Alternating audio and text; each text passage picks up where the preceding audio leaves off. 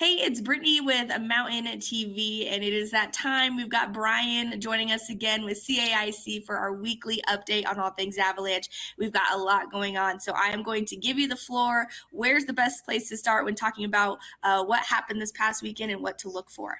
Yeah, I'm going to start by showing some avalanche activity that took place in the wake of last week's storm and then continued wind drifting through last weekend because it's really illustrative of the kinds of avalanches we're going to be triggering as we move into this weekend and early next week. And what I want to point out are through all of these examples I'm showing, they came from the northern mountains, central mountains, southern mountains, but they all, a vast majority of these avalanches were breaking in these thin and rocky wind-loaded terrain features.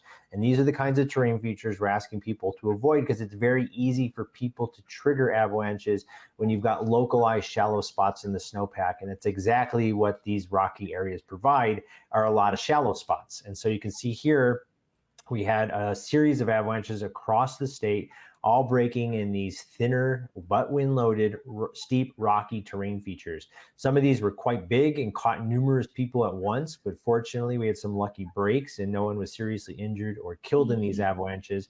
But that was almost just due to luck in some of these situations. So these are the kinds of slopes we're going to want to continue to avoid as we move into this weekend. And that's going to become even more pronounced as we add some more snow to the snowpack. Very, very scary stuff as always. And as we move forward, we are expecting a little bit more snow. So what does that mean for kind of what we're already dealing with here in the backcountry?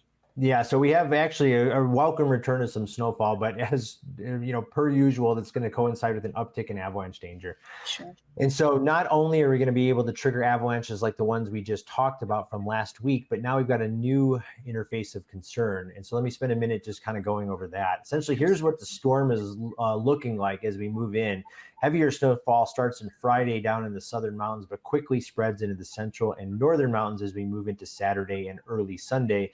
And we're looking at kind of widespread snow totals of the 1 to 2 foot range. And what this is doing is not only loading those weak layers which produced all the avalanche activity from last week, but we've got a new weak layer on the surface because as we've talked about repeatedly this season, when we've got dry spells during midwinter in Colorado, we create weak layers on the surface. And we either on the shadier slopes have very weak faceted crystals or these feather-like crystals, which we call surface hoar, which are very weak layers. And here's what that looks like on the surface. Very pretty to look at. It reflects all the sunlight. It's fun to travel through, but a really bad weak layer. On those sunny slopes, we've got crust or crust weak layer combinations, and neither one of those are going to be able to hold this 1 to 2 feet of snow that's going to load those. So we can have new avalanches, a new generation of avalanches in the upper snowpack breaking 1 to 3 feet deep.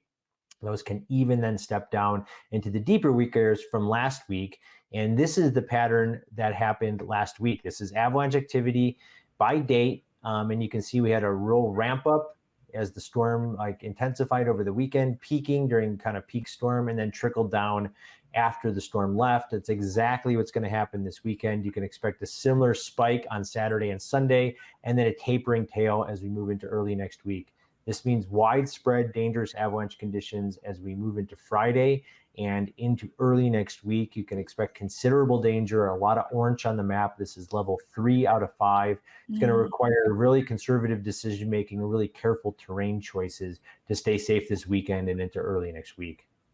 Careful terrain choices, exactly. And I had no idea that such beautiful snow would cause such, like you said, it's beautiful to touch, beautiful to travel through, but it's some dangerous snow. So I'm so happy that you talked about it. But of course, go ahead and tell us, Brian, where can people get live updates, more information? Where should they go?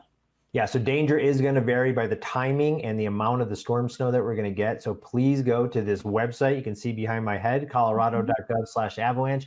Or if you're on the move, we also have the CAIC mobile app, and you can get all the updated forecast information there as well. We love live updates. Keeps everybody safe. So thank you so much, Brian, for your time. And of course, checking in with us and letting us know everything that's happening so we can stay safe out there. Thank you so much for your time. We'll chat next time. You bet. See you next week. See ya.